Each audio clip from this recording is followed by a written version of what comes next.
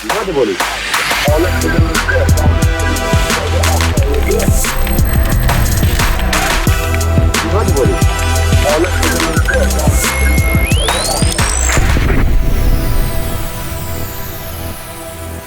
everybody, welcome back to another episode of Human Reaction, your weekly source for independent commentary on cultural news and politics, where it's always our mission to arm you with the tools you need to cut through media misdirection and resist the mono-narrative. We're glad to be back here with you. I've got my esteemed co-host David Rand with me for once these days, looking very dapper, by the way. Straight from the Capitol. How are things going up there? It's interesting. It's interesting. We'll dig into it. We'll talk about it today. Good. Yeah. Well, what are we talking about today? Well, tonight we're joined by Dan McKnight. He's the founder and CEO of Bring Our Troops Home, and we're going to talk about constitutional war powers, returning them to their proper place, and growing a grassroots movement to end endless wars. So, Dan, welcome to the show. Thanks. Great to be here. A little bit of a travel from Eagle, Idaho to Bozeman, but I love it. Your guys' airport, by the way, stunning airport. Beautiful. Yeah. It's one of the nicest ski lodges in the state, I think. It is the nicest ski lodge I've ever been to. Yeah. I'm going to do the Joe Rogan thing, although I'm the poor man's Joe Rogan. A little tighter. Just get up in there. Yeah. Move it where you need it. Yeah, move it where you need it to. Don't worry about it. There we go. There it is. With like dark phallic symbols all near my mouth. Sorry.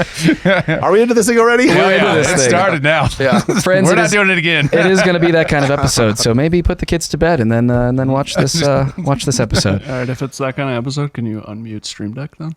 Oh, is it muted? Oh, yeah. Try it now. Just censoring Bennett over here. I'm not meaning to.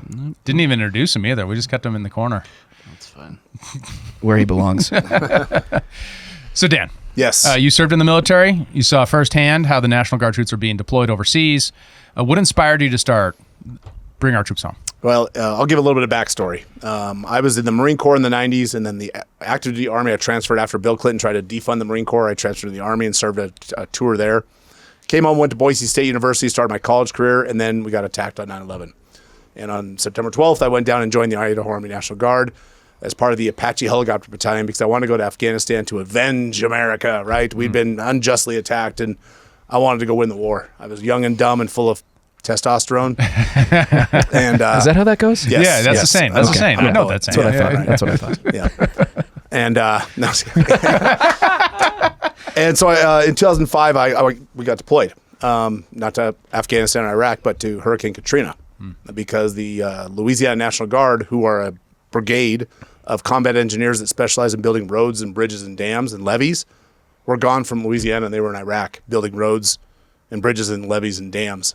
So when Katrina hit, all 50 states plus 4 territories sent the National Guard from their states to Louisiana to provide aid, comfort, fish dead people out of the roads, all kinds of stuff. And on the way back, I led a convoy from Idaho to Louisiana. On the way back, they had us drop our trucks off at Fort Hood, Texas, and they exchanged the vehicles for orders to Afghanistan. And we just basically traded. And I went from Louisiana to Fort Hood to Afghanistan. I was gone for 18 months. And when I was there, we were part of the largest offensive operation in Afghanistan war history. It's called Operation Mountain Lion. And we were National Guardsmen, but we were attached to the 10th Mountain Division and the 82nd Airborne Division. So we were kind of a novel concept, the National Guard participating as an expeditionary force in war. And none of them wanted us. They thought we were all part-time soldiers, weekend warriors. But we were incredibly well-trained, very proficient. Our equipment was top-notch. But my guys, I had a team of 12 National Guardsmen from Wisconsin that I was in charge of. And we would go out to these far remote places in northeastern Afghanistan, right by the Pakistan border, and put up these remote, called forward operating bases, where we would receive the Apache helicopters. The Blackhawks would come in, they'd drop off bodies, they'd pick up ammunition, fuel, go back and fight the war. And after about 60 days of this, my guys' uniforms were worn out. Boots were destroyed, body armor was gone, we couldn't get gloves and goggles. And I got frustrated because 10th Mountain wouldn't help us, 82nd Airborne wouldn't help us, my own chain of command wouldn't help us get supplies, and so I got pissed off. And I grabbed a satellite phone, and I climbed to the top of this mountain and got a clear signal. I wanted the best signal I can get on that satellite phone, and I called the governor of Idaho. Why not, right? And I said, Governor, you're the commander-in-chief of the National Guard. I'm one of your troops in Afghanistan, and we need help. And Governor Risch said, well, Dan, I've been the governor for a minute. I was just appointed governor because our governor went to D.C. to work in the administration. He goes, but I understand the Constitution. I understand I'm the commander-in-chief when you guys are home. I'm probably not in your chain of command now, but you're still my soldiers. I'm going to do something. So I hung up the phone, walked back down to the base, went back to work, and the next day my battalion commander essentially kicked my door open and said, I don't know who you called. I don't know what you did, but you've overstepped the chain of command. But there's a shipping container on its way from Idaho with all the supplies that you need. Now give me your goddamn cell phone. Sorry. And he got pissed, took away the satellite phone. And because officers don't like that. They like being able to report that they did something good, right? And he wasn't able to report that he had successfully gotten his troops supplies. So I held Governor Risch in really high esteem. I mean, in my life at that time, there was Ronald Reagan, there was Jim Risch. Those were my two guys. And I guess if you really want to get down to the nuts and bolts of it, Charlton Heston was also on that. Because who doesn't love Moses with a gun? Yeah. And but the rest of the war went on. I got hurt in Afghanistan. I came home after 13 years, and they let me go because I was injured. But while we were there for 18 months, we changed our purpose and our mission 8 different times. We got there, and it was shock and awe. Remember the shock and awe? Oh, yeah. We're going to bomb the hell out of them, and we're going to make them go, oh, my God, America's here, turn over all the bad guys. And then we did that for a few months. Then we went into provincial reconstruction, where we went back and built roads and schools and water treatment facilities. And then we turned those over to the Taliban as part of this peace resolution to try and get Taliban back on our sides. So we build a school, then we give it to the Taliban to use as a command center.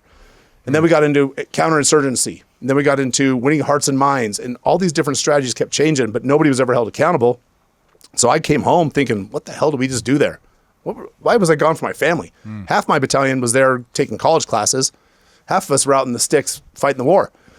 And I don't want to misrepresent myself. I wasn't a door kicker or anything like that. I never went out and raided villages and did that stuff, but we were fighting the war. And I got home and I was pissed, and I went underground. I was angry. I couldn't get treatment from the VA. I grew a long beard. It was down to my waist almost. Got real heavy. I was a little over 300 pounds. Whoa. Just pissed off and angry. Lost my home, lost my wife, lost my family. Lost a business that I'd grown before I left, and I was pissed off at my government. And over the next few years, some of my best friends that were still in the Guard were going back for their 6th, 7th, 8th, 9th combat tours as National Guardsmen. And in 2015, this orange man, comes down this gold escalator, and he starts talking about these stupid wars. And I'm like, oh, we might have something here. Someone's speaking to my soul. It wasn't since Ron Paul in 2012 that I had felt like somebody actually cared. And I didn't know if he cared or not, but transactionally, he was saying the right things. So I paid attention. I watched him over the next couple of years. And in 2019, the Republicans retook control of the Senate. And the chairman of the Senate Committee on Foreign Relations was Governor Jim Risch now. He was now Senator Jim Risch. And I thought, you know what? I'm going to see if I can reach out to him again and see if he'll do something in his position of authority to just find a way to end these wars. They're dumb. We don't have a purpose being there. But I didn't have his number anymore.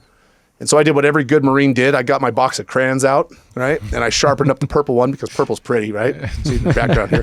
And I wrote an op-ed to Senator Risch. And 9 newspapers in my state picked up and ran it. And he came to town about a week later, and I went to the event where he was speaking, and I took a friend of mine with a camera, and I said, hey, I'm going to ask him a question. And when I ask him a question, turn the camera on. That's about as basic as Marines can get in their commands, right?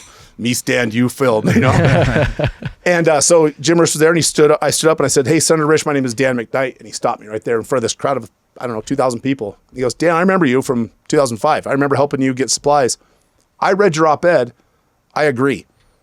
I'm the chairman of the Senate Committee on Foreign Relations, and we're done nation building. He turned 30 years of American foreign policy upside down on its head right there in Boise, Idaho. And I thought, my God, this is easy. 2 for 2. You're nailing it, dude. It's so easy. And so I great, thanks. And he got on a plane and went back to Washington, D.C., and 3 times over the next 90 days voted to extend the wars indefinitely in Afghanistan, Yemen, and Iraq. And so I thought, all right, I'm a Marine. I'm going to run through walls. That's what we do. So I raised a little bit of money, and I found 100 of my friends that I've been deployed with. And I said, I'm buying you a ticket. We're going to Washington, D.C. How good of an idea is this, right? So 100 of us stormed Washington, D.C. Maybe Insurrection 1.0, I don't know. But we scheduled properly meetings with all of our senators and congressmen, and we were just going to sit down and go make a plea for peace. Hey, give it a shot. Let's try this thing.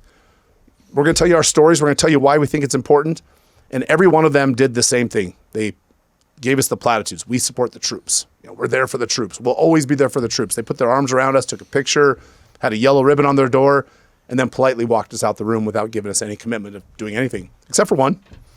One of them told us the truth. And bless her heart, Liz Cheney looked us dead in the eye, and she says, as long as I'm in this seat, we're never coming home from Afghanistan. She said that? to our face. Wow. Yeah. That's insane. So we went to I believe it, Wyoming. though. Yeah, of course. I believe it. There It is fits the character. The only thing unbelievable about this story so far is that I wrote something, right? I mean, so we went to Wyoming, and I said, we have 2 missions now.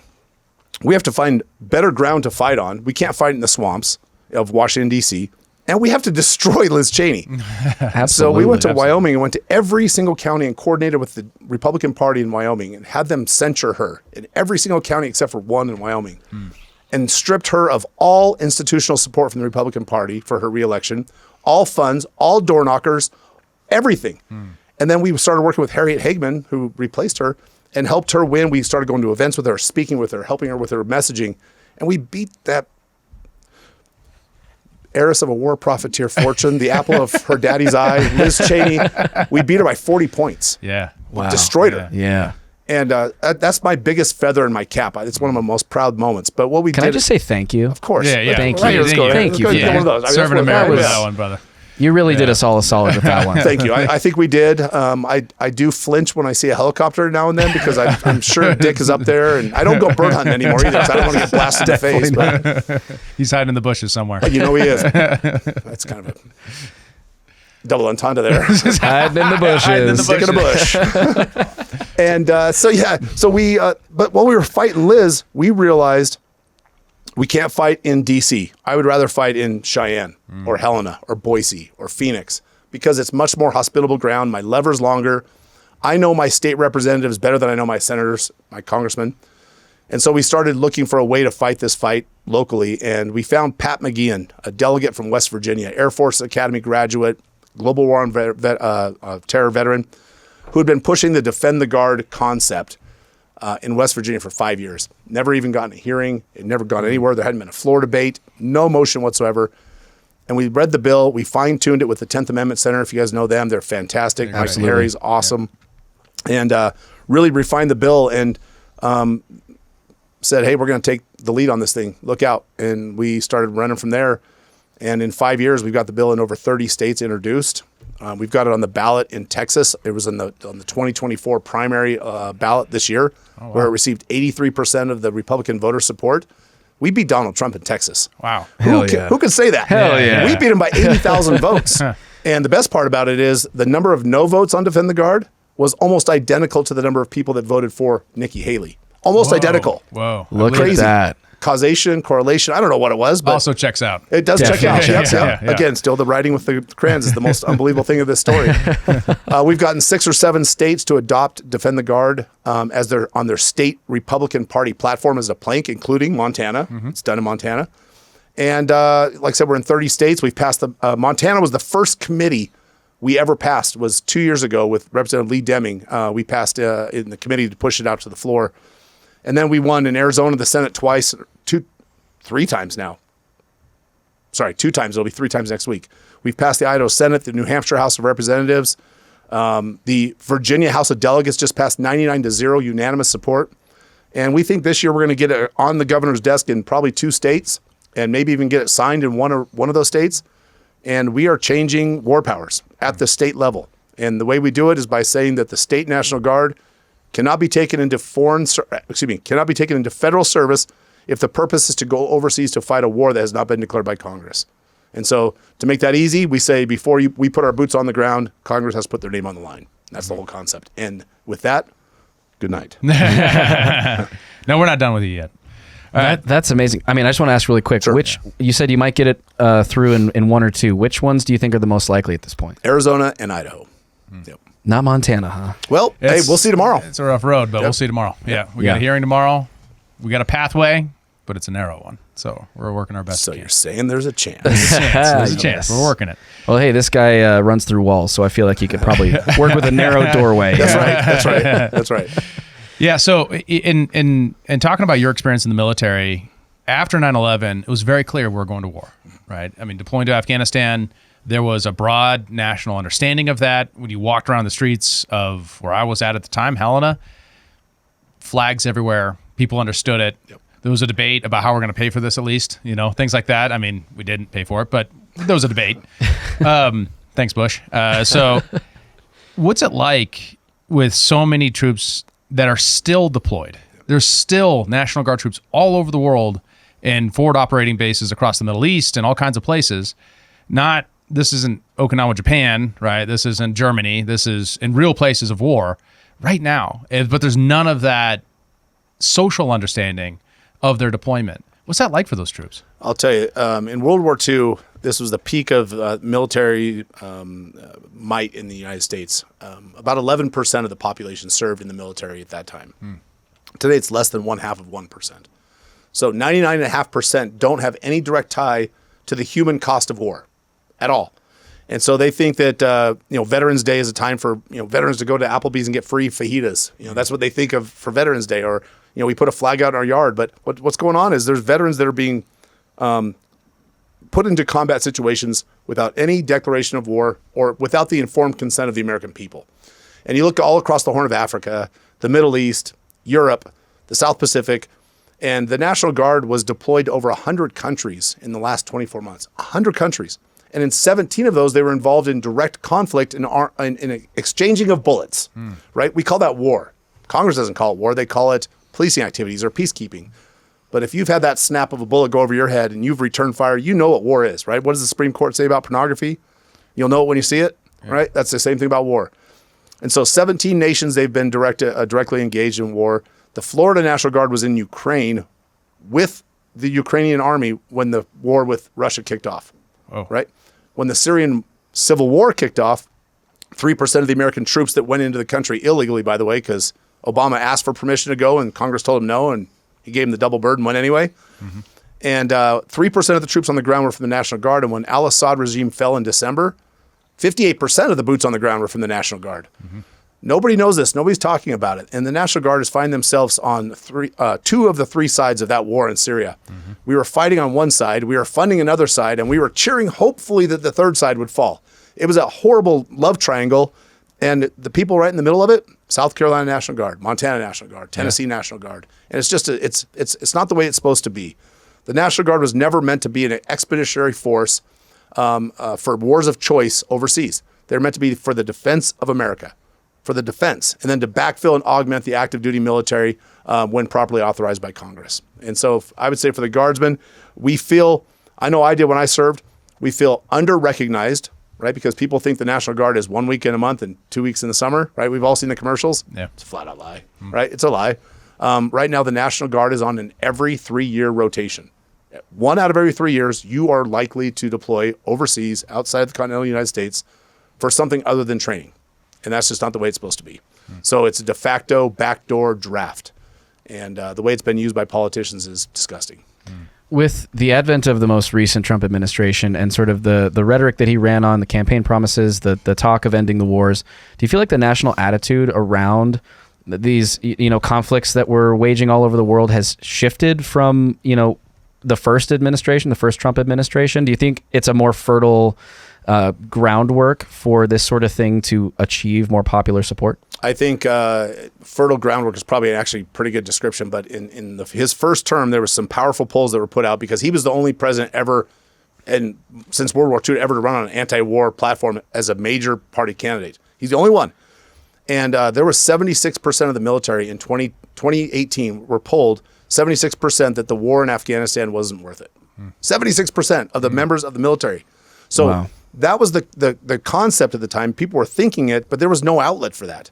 There was no news outlet was going to tell that story. Yeah.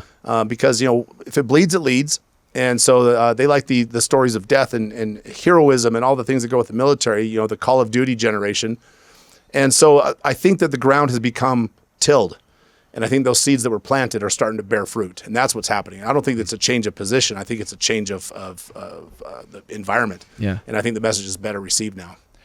One of the things you brought up, the kind of the purpose of the Guard, and one of the things I've noticed as I've lobbied legislators is it seems to me that most operate on an assumption that the National Guard is kind of like the Army Reserve 2, right? It's just like another reserve army.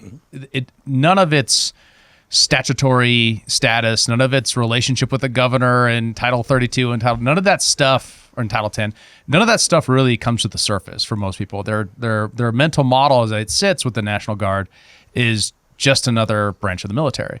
So can you kind of lay out the history of the National Sure. Guard and like its founding and its kind of status that makes it different from other branches? Sure, I'll do it. I'm gonna advise anybody that's sleepy at this moment and driving, go ahead and pull over because this is gonna put you to sleep. We love history around here. It's good. The National Guard today is they have evolved from the militia, right? The militia. The founding fathers did not want a standing army. They wanted to spread the gunpowder around. They wanted to decentralize the power of a military. And so every state has a militia, and it's built into the Constitution. Article 1, Section 8, Clause 15 says that the states will have these militias, this ready reserve that they can call forward for three purposes. The federal government can call the militia from the state into federal service for three purposes: to repel an invasion, to put down an insurrection, and to enforce the laws of the Union. That's it. That's it. That's the whole thing. And so the National Guard over time has found themselves in different complexities where they're called forth to enforce laws or defend the borders. And so over time, the law has evolved. And in 1903, the Dick Act defined the National Guard as the militia, or the militia as the National Guard. It made that final distinction that says the militia, the ready reserve of the state, is now the ready reserve of the Army and the Air Force. Not the Air Force at the time. They wouldn't have been very good. And so in 1915 or 16, they modernized the Defense Act, and they made the National Guard. They standardized training across the country and said that the National Guard had to follow certain standards of administration, of training, of rank structure, so that if the Massachusetts National Guard and the Virginia National Guard ended up activated together, they could mesh. They understood the same training, the same tactics.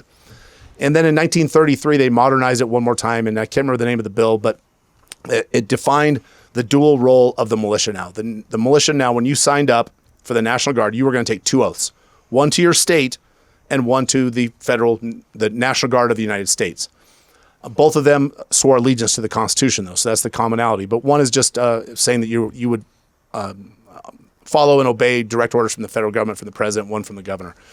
And so the National Guard, or the militia, I'm going to call them both, I'll just interchange the words, serves two purposes. First and foremost, they are primarily the defense force of the state to deal with defense of their state, of their citizens, of their property, and to ensure a Republican form of government and to aid in times of national emergencies or state emergencies. Now, the federal government, though, they can call them forward, like I said, for those three purposes we talked about. And when they do that, they stay on Title 32 orders. And this is where it's going to get really nuanced. Title 32 means they're funded by the federal government, but they're maintained control by the state. So the federal government's going to pay them for equipment, training, salaries, all the stuff, but the governor will still maintain control. But once in a while, in rare and limited circumstances, the National Guard has to be called as the ready reserve of the Army and the Air Force. And when they do that, they transfer them to Title 10 for 5 specific purposes: to participate in war that's been declared by Congress, to participate in annual training, to participate in engaged prolonged training, and then limited capacity for a presidential declaration of emergency, and then one other situation that's very minor. Oh, if you're captured as a POW, they can keep you on active duty orders until you come home. Thank you. Yeah. Right. And so nowhere in that Title 10 transfer does it say that the National Guard can go be the foreign policy bitches of the president. It doesn't say that, but that's what they've become. And it started with Bush. Bush was the first one to activate the National Guard to backfill all the positions in the United States where the active duty army was gone in Iraq and Afghanistan. So they backfilled the National Guard to Fort Campbell, Fort Stewart, Fort Lee, all these different places. And then President Bush looked down there and he saw all these able-bodied men. He thought, think of all the other wars we could have. And he goes, they're already on Title 10. I'm just going to convert them and send, they're now active duty military. I can do what I want with them. And there was, you guys are too young to remember this probably, but there was court case after court case after court case. States were suing the federal government. Bush can't do that. He can't do this. He can't do it. But the Supreme Court kept coming back and be like, he can, because they were federalized legally for a proper purpose. And once they're federalized, they're active duty army. They don't fall under the governor's purview anymore. So that's what Defend the Guard is. We're trying to put that check in place that says before you take them from the state to the federal government, it has to be for one of the defined purposes. It can't be for anything shady. And that's all Defend the Guard is. And so that's the evolution of the National Guard over time, from militia to modern day warfighters. So really, in the process of fighting for Defend the Guard passage in all these states, you're up against the military industrial complex and the executive branch and a lot of powerful forces. What does that path look like? Who are you up against, and how are you looking at that? If I were to put them in ranking order, it'd be Satan, He's number one. No, the National Guard Bureau hates this bill. Every time we show up in a state legislative hearing, in a committee or on the floor, a 1 or 2 star general shows up, and it's usually me against him. Every time. And they show up in the stars on the collars and the ribbons on their chest, and I show up hopefully with a fresh haircut. And they argue that the state's going to lose all this funding if Defend the Guard passes, and you're going to lose all your tanks, your helicopters, your airplanes, all the salaries, everything, because the federal government, if they can't abuse your troops the way they want, why would they pay for them? So that's the biggest argument. Well, I have a question on that one, because you said when you were in, it was Iraq, correct? Afghanistan. Afghanistan, I apologize. You didn't have the gear that you needed. Right. So what funding are we talking about here exactly? That's a great question. Salaries, compensation, pay, benefits, equipment, all of it. Just because we couldn't get it doesn't mean it didn't exist somewhere, right? This is their argument. Oh, it was early in the war. Logistics takes time to catch up with reality. Oh, okay. Anyway, the trucks we were driving, the planes we were flying, the helicopters we were flying, the bombs we were dropping, all of that's paid for by the federal government. Now, here's the thing.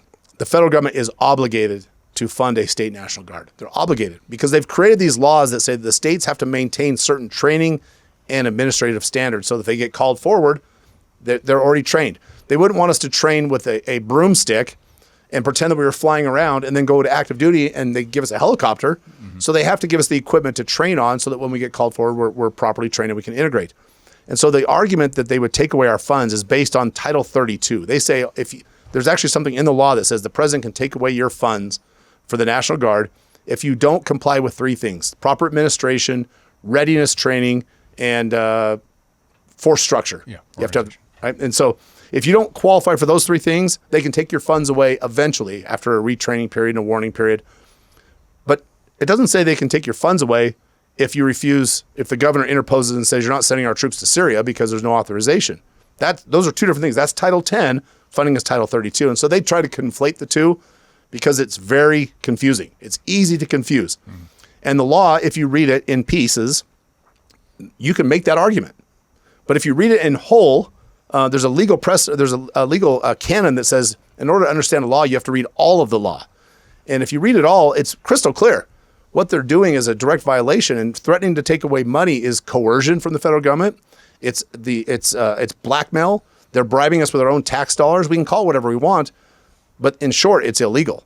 So the National Guard Bureau is not they're not an elected body. They are not a constitutionally created body. They're a professional lobbying organization. They exist for one purpose: to get more missions, more money, more equipment for the National Guard. And we saw them in Tennessee this week at the National Guard Association convention, paid for by Northrop Grumman and Raytheon and Lockheed Martin. Ooh. Yeah. Also checks out. Also, it does check Definitely out. checks out. And they were there teaching generals and their colonels and all their staff how to fight, defend the Guard. They were Really? Wow. We've got the receipts, right? Whoa. So they were teaching their generals how to fight our bill, and they were doing it with just conjecture and lies. And then we see what we were doing in Montana, and I'll let you tell that story. But it's disgusting what the general's doing up here, other than the thinly veiled threats and testifying in uniform, which, by the way, is a violation of Department of Defense Directive 1344-10 for those of you keeping score at home. Okay, so I thought so. It's not expressly like illegal per se, but it's against some sort of DOD regulation. directive. Yeah, a kid got in big trouble for it back in the Ron Paul days, back in like 2008, right? That's right. Yeah. But is it sort of I have the authority as a general, so I'm just going to skate on that? Well, or here's the thing. The only person that is allowed to testify in uniform is the Adjutant General of the National Guard. Only one in each state. A state law, federal law, they dismiss that law for the Adjutant General. So him showing up in uniform, or her, for those states that don't care about winning wars. Did I say that out loud? Sorry. That it. Just jokes, kids. Just jokes. The general showing up is actually a proper role of his job, but he's there. He's supposed to be there as a neutral advisor. He's supposed to be there to say, if Defend the Guard passes, this is how we would have to apply the law. That's his job. It's not to speculate. It's not to offer his own opinion. It's not to offer conjecture or thinly veiled threats or anything. His job is to be there as an advisor, a neutral advisor, and not to say, hey, if this bill passes, we could lose money. His job is to say, hey, if this bill passes, this is how we would have to administer it, period. But when he shows up with his chief of staff or his JAG or his command sergeant major. Now he is inducing them to violate Department of Defense orders, and they are violating them themselves. So their defense is, I'm just following the order of my general. The general doesn't have that kind of innocence. He is culpable of inducing them to break the regulations. Okay, so with Pete Hegseth as Secretary of Defense, who has been very supportive of Defend the Guard, from my understanding, do you have some sort of backstop against that, do you think, with DOD in that way? Yes, but I'm going to be very cautious of this. Pete has endorsed the bill. We've all seen the clip of him on Fox News talking about, I love this bill after New Hampshire passed it through the House. He's a National Guard officer. He gets it. He's very principled. If you've read his book, War on Warriors, he is about constitutional and proper war powers. And so when he supported last January after New Hampshire passed the House, we started reaching out and contacting him and trying to get him to support it more. And then, lo and behold, he gets nominated for Secretary of Defense. And all of our work paid off. I was invited to a private dinner with him in West Palm Beach, Florida in December, where I got to sit down and talk to him at length about Defend the Guard. He loves the bill. And he asked at that moment in time, and I'm kicking myself now for not taking him up on it. He asked what he could do to help. And we were so worried about him getting nominated. I said, you have a mission right now. Get nominated. Once you're nominated, we'll circle back. Jen Psaki'd him. We'll circle back. And since he got, and then we went to bat for him, and we started calling Mitch McConnell's office and Lindsey Graham's office and Jim Cornyn's office and really flooding the phones trying to get him confirmed. And once he was confirmed, he hit the ground running. He is the most impossible man to get a hold of now. He was in Japan with a friend of ours who's our contact in his office, one of his schedulers, and he left Japan and came straight home because he realized right now, I can't wait any longer. I have to fire about 100 generals. So he's coming home to drop the hatchet. Wow. And so we can press him so hard. But now that we've mentioned that Pete Hegseth endorses the bill, the great Diego Rivera, he's our director of field operations. He's the one that leads all of our ground efforts. He says, you give a legislator that, it's like giving a mouse a cookie. Now they want 2 cookies. Now they don't want the letter, or they don't want his words. They want a letter, a direct letter from Pete Hegseth to me. Yeah. Oh, you're that important. I'm sorry. I didn't realize. Sorry. And so then if we got them the letter, then they would want it to be clarified. Oh, he doesn't specifically say Title 10, Title 30. They would want it clarified. And so we're going forward with the same mentality that we've always gone forward. I am not here to be the easy button for any weak-kneed, squishy politician. If they're not willing to do the right thing without the cover of the federal government, without somebody telling them it's okay, you're a good boy, it's okay, I don't want them. I want to win them over, or I want to remove them from office. And that's the way we do it. So if they're not principled enough to do it without Pete's letter, and they decide to come on board and do it once we do get Pete's letter, we'll welcome them to the party, and then we'll kick them right out afterwards when we're done, and we'll hang their scalp on the barn. So how's the fight going in Montana? Because you've been working on this tirelessly, David. It's why we've done so many remote interviews. It's why we haven't had you on a couple episodes. Tell us about it. Yeah, so it's, got on the ground 2 weeks ago. We had a big list of people we did not know where they're going to stand. There's a huge churn in the Montana legislature. About almost 30% is brand new people. Wow. So we just don't know where they're at. Never faced the bill before. If you're talking to a legislator about this bill, one of the things for people to understand is it does deal with issues that legislators just don't deal with, right? You're talking about 2 different titles of federal code. They don't look at Montana code other than when they're writing a bill in that section, right? So they'll read the section that they're trying to change. They'll say, hey, I want to do this thing with barbershops. And so they'll look up the barbershop section and they'll read it and be like, oh, okay, that's what that means. And they'll change the thing that they want. It's very rare to get a legislator that has a grasp on those issues. So you have a long ways to go with a very narrow time frame to get them up to speed so that they can navigate the issue and understand it. But in short, really what I see coalescing in Montana is a coalition of the constitutional Republican conservatives with progressive Democrats and the Indian caucus. That's kind of the group we're pulling together to make this whole thing happen.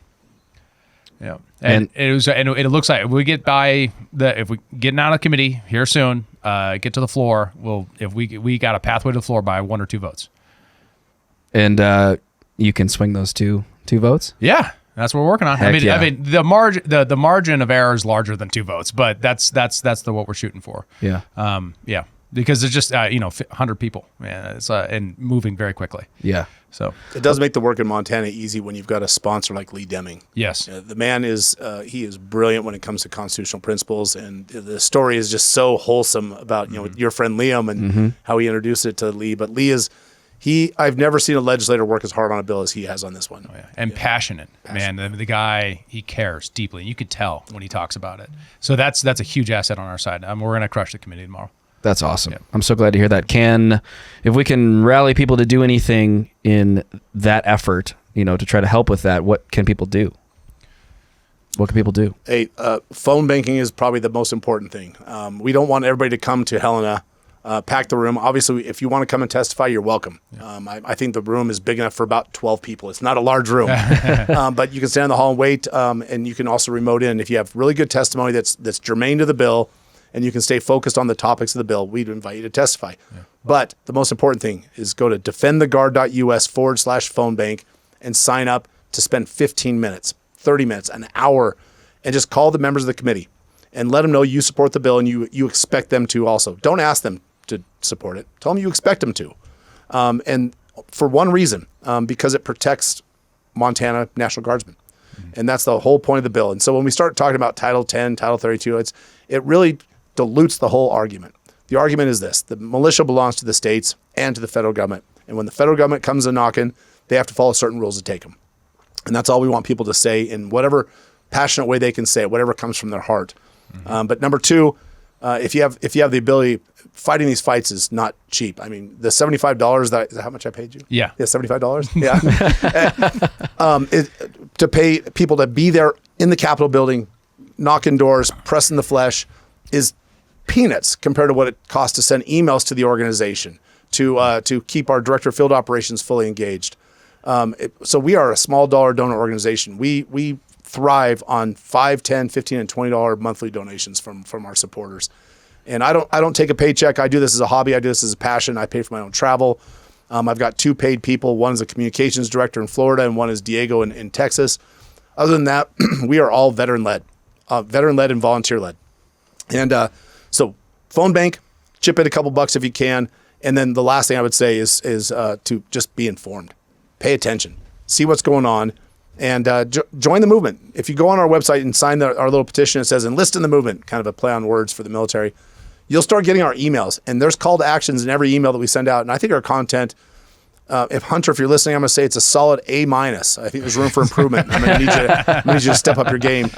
But Hunter he's one of the editors and writers at the Libertarian Institute and antiwar.com. He works with the great Scott Horton, puts out killer content. And I don't know, I only surround myself with the best. And we have a couple advisors that are from the Ron Paul era that were Ron Paul's bodyguards. And awesome. Wow. And then Sean, Diego, and myself, we go around the country and teach activists how to do what we do. And we teach leadership schools. So if you want to put a leadership school on, go to bringourtroopshome.us/ click on the button that says school. We'll put the link in the show notes. How about that? And I want to echo that too. I've been involved in quite a few different grassroots organizations, and I've never seen a group with the kind of passion and focus and drive. The volunteer output is frankly amazing. It's crazy. Like it's so incredible. And you could see the passion in what they're doing. And I've been shocked by what they're able to accomplish. That's awesome. That's why it's growing. It's grassroots. There is no AstroTurf here. There is no big funder. The Koch brothers aren't coming in and saving us with money. Not, CVA, we love you guys. But I don't have that kind of juice. Yeah. Right? We are literally, we're funded by mom and pops. Well, not to mention what you're up against. I mean, the word on the street is you've got generals taking legislators around in helicopters. It's a rumor. No, it's a real thing. Is it's that a real thing. Oh, yeah. I watched the vans. Yeah, I think we have pictures. Yeah. What is that about? I mean, are they allowed to do that? So there's okay. I'm gonna make it a short story as much as I can, but so it is normal for legislators to take tours of the local National Guard facilities in state administration. State administration is usually a committee that's about how you administer things, right? How you deal with code relating to in-state issues. That is where the bill usually goes. But this time, for the very first time, as far as we know, and we look back, for the very first time, he's giving you a beer, brother. Thanks, man. Appreciate that. Okay. I'm gonna open it for him. All right, there you go. Carry on. We got the bill. They invited the Energy, Technology, and Federal Affairs Committee for the very first time this year. Why are we in that committee? I'm just curious. Better committee. Well, also federal affairs, right? It makes sense, right? Yep. It's compatible with the bill, and the I mean, the logistics just worked way better. So let me just make sure I understand that.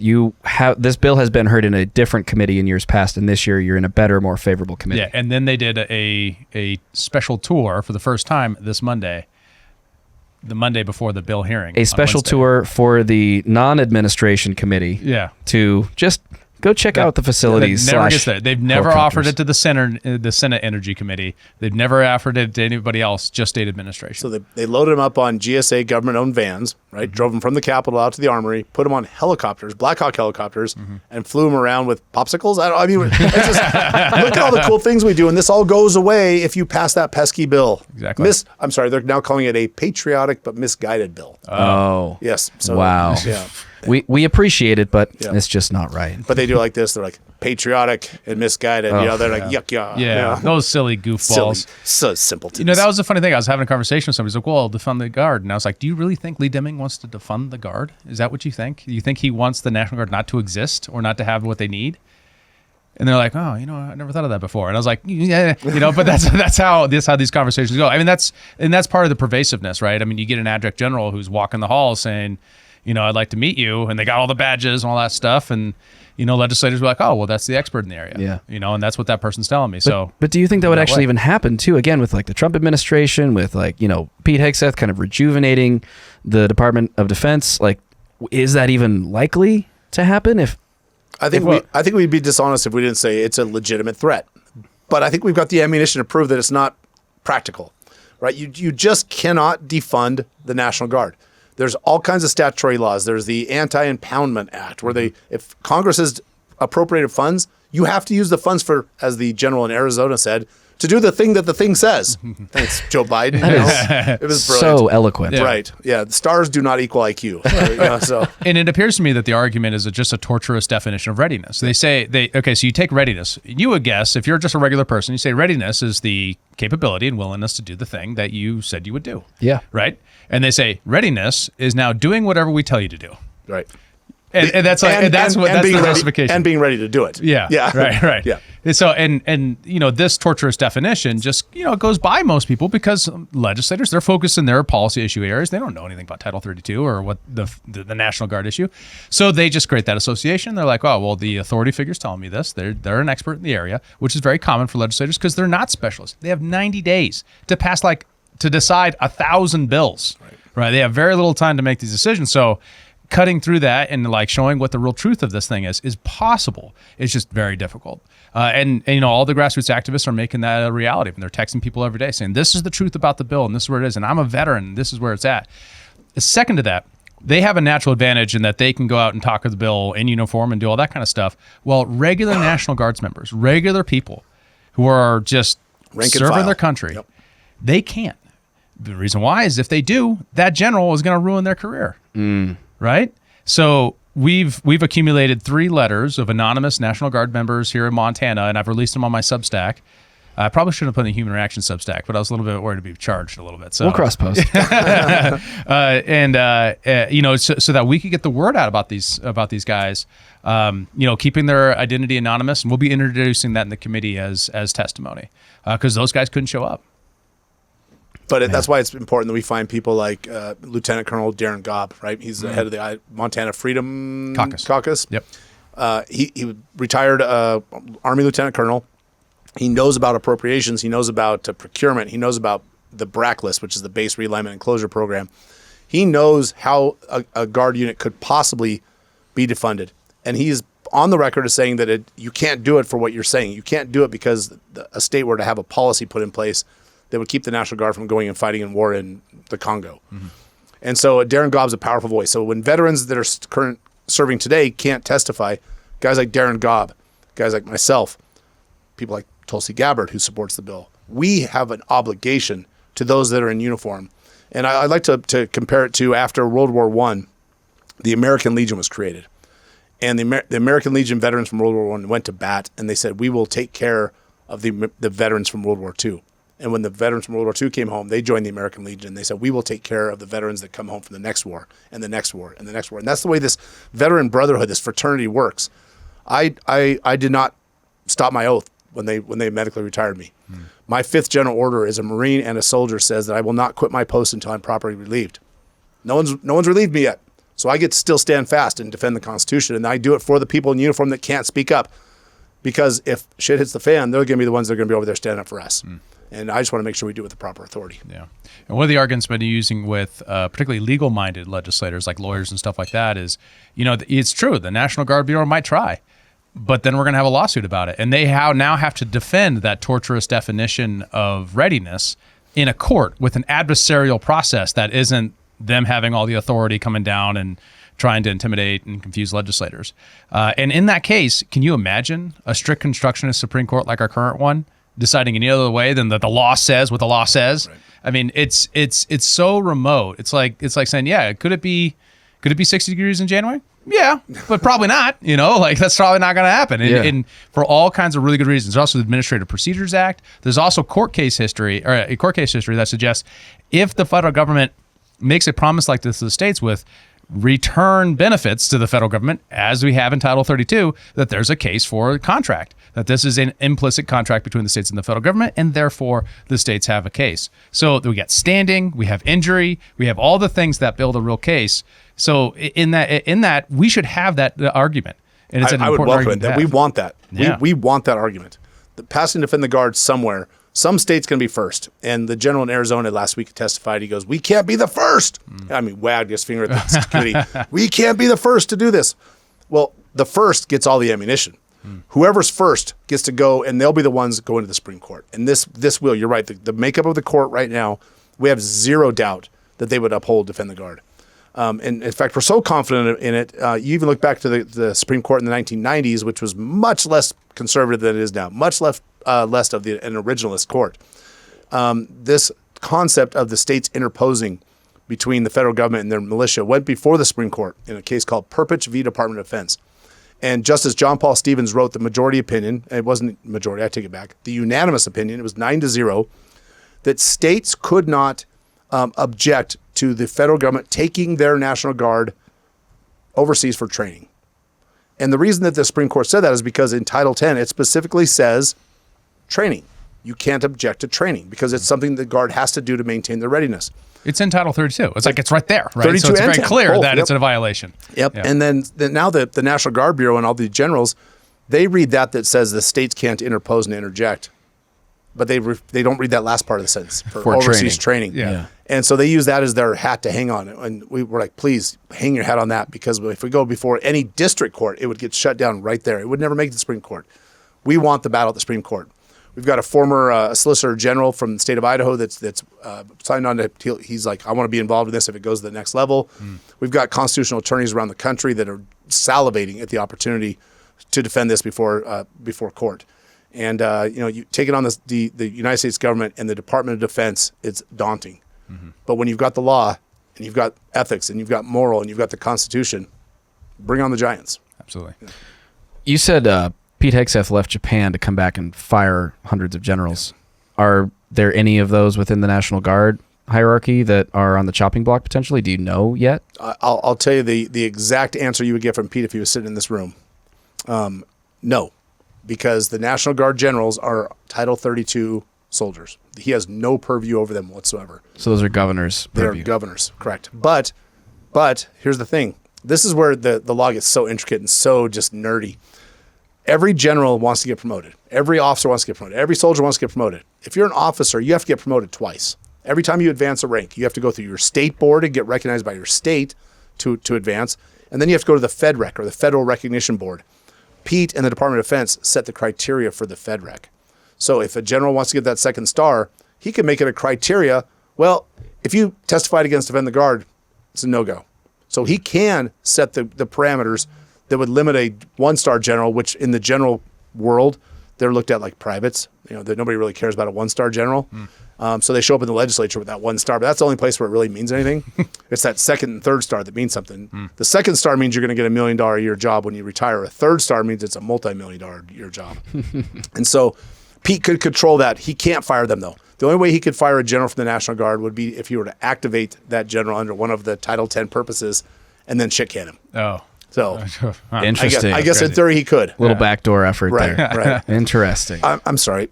When you're talking to military guys, You don't talk about the we backdoor? don't say backdoor. No. Side door? We're only gay for the state when we're deployed. Fair. Sorry, John. What are some of the other arguments you can use with the legislators? I mean, a lot of people don't think about Montana as being a border state, but it is, and we seem to have a problem with drug flow over our border.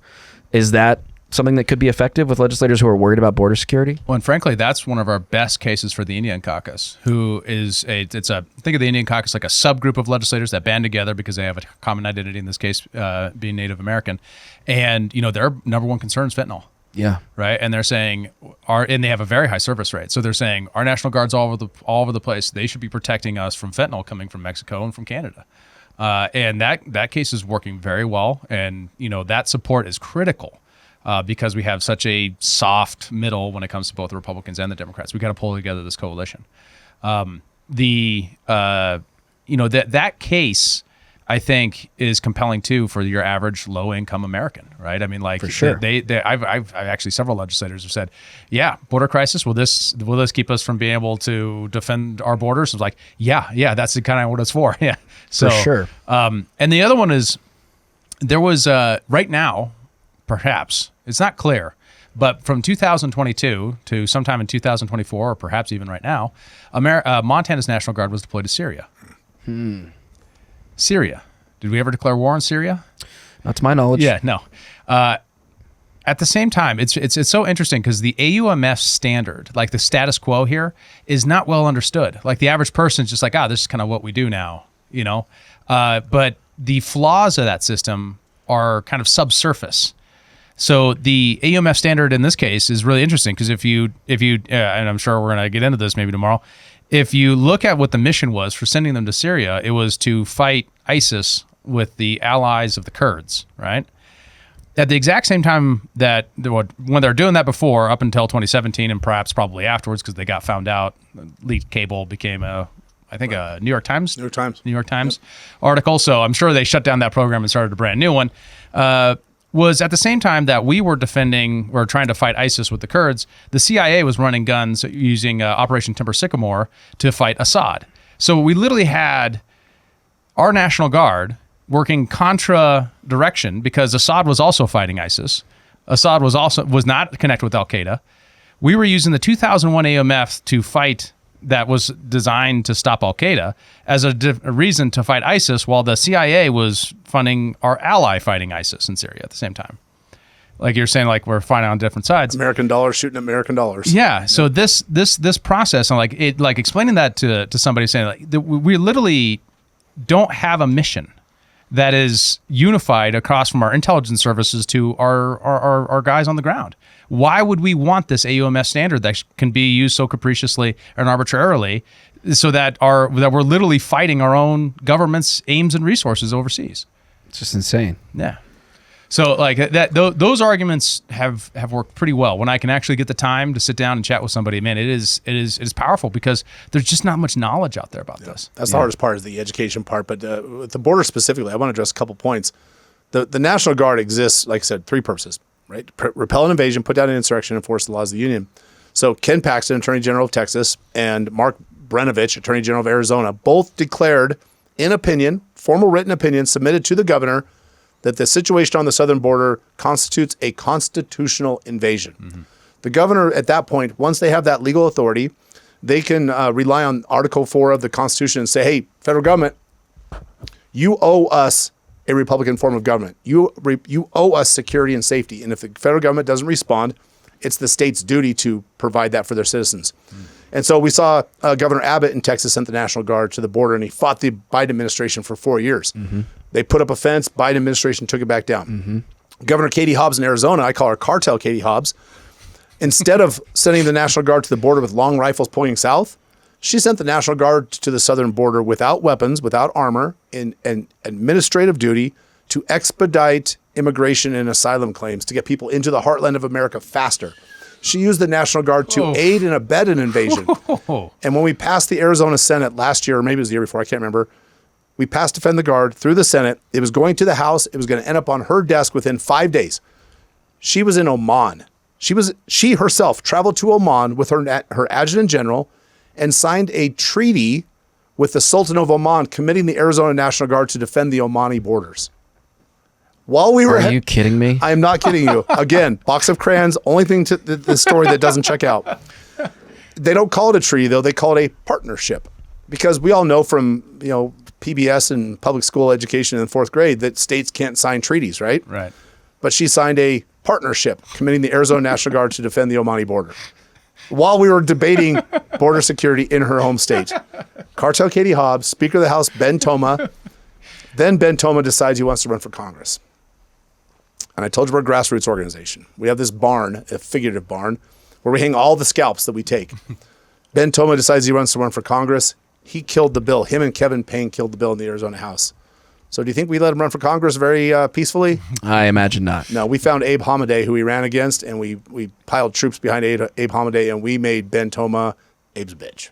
And Ben Toma now is erased from the public memory. Kevin Payne is no longer in the House. He's now a senator in Arizona. He went into the hearing last week, not even a member of the committee, and drug one of the committee members out into the hall in the middle of the hearing and lambasted him and tried to break him and force him to vote against the bill. We have it on camera. We caught it on the camera. Wow. And so that's how bad this is. It's one or two stooges that are just carrying the water for the National Guard Bureau. But back to the border security. The National Guard, they're not. It's like money. Money's fungible, right? If I give you money to pay your rent, does that mean you have more money to buy groceries? It does, right? If the National Guard is deployed overseas from Montana, that means that there is not a National Guard here to defend the border, Yeah. right? Unless it comes from somewhere else. So it doesn't have that same fungibility as money does.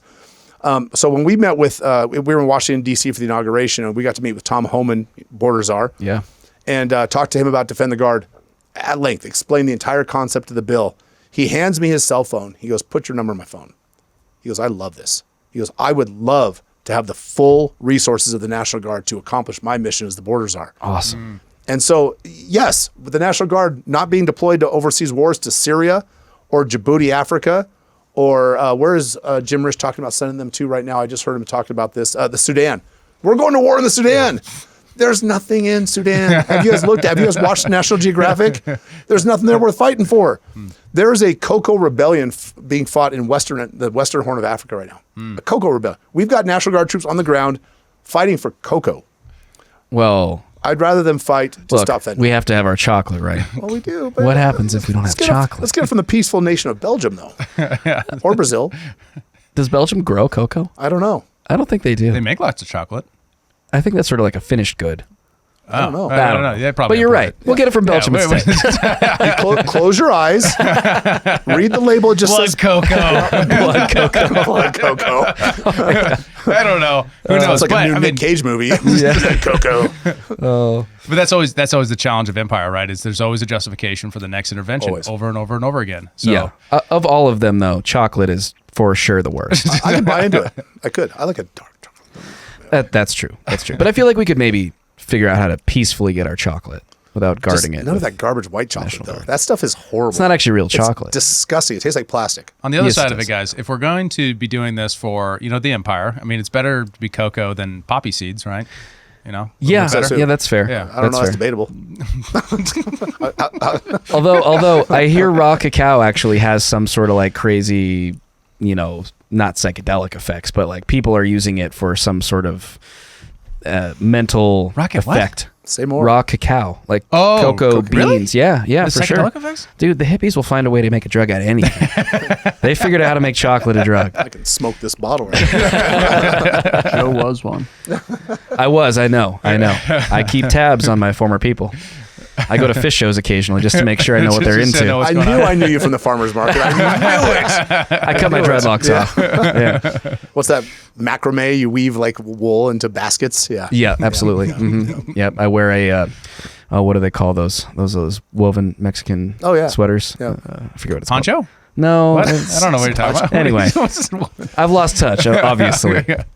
I've been clean cut for too He said long. woven sweater. Is there any other kind of sweater? I don't know. It's going to come to me as soon as we stop recording. Yeah. I suppose you're right. Yeah. I suppose you're right. So it wouldn't be a human reaction show if we didn't have something to react to. Oh. Are we going to go there, or are you I want to ask one more real question, and Okay. then All right. Then we'll and say then that. we're going to go to Yeah. David's authentic human reaction, Guys, I got to drive back to Helen tonight. A very fascinating clip. All right, I'm we'll just keep it kidding. short. I'm kidding. I just want to know. So if Defend the Guard passes in one of these states, when it passes, what happens after that? I retire. You just hang it up and you're like, job's done. I've been fighting political battles since the mid '80s. Mission accomplished. Yeah, I want to work myself out of a job. Yeah, Yeah. Yep, absolutely. Bennett nailed it. Just put you on a fucking goddamn Aircraft carrier. Mount Rushmore? With the Well, nice- that's what I was, Yeah. Mount Rushmore. No, Hell yeah. what happens next is we have 49 other states, right? And the war machine is going to come back strong. And hopefully we've built the organization. I think we pass in one state. This organization grows into something big and powerful that's going to need something a lot smarter than me to run it. And at that point, I'll show up and look pretty for the cameras and let somebody else run the organization. But we will still march on.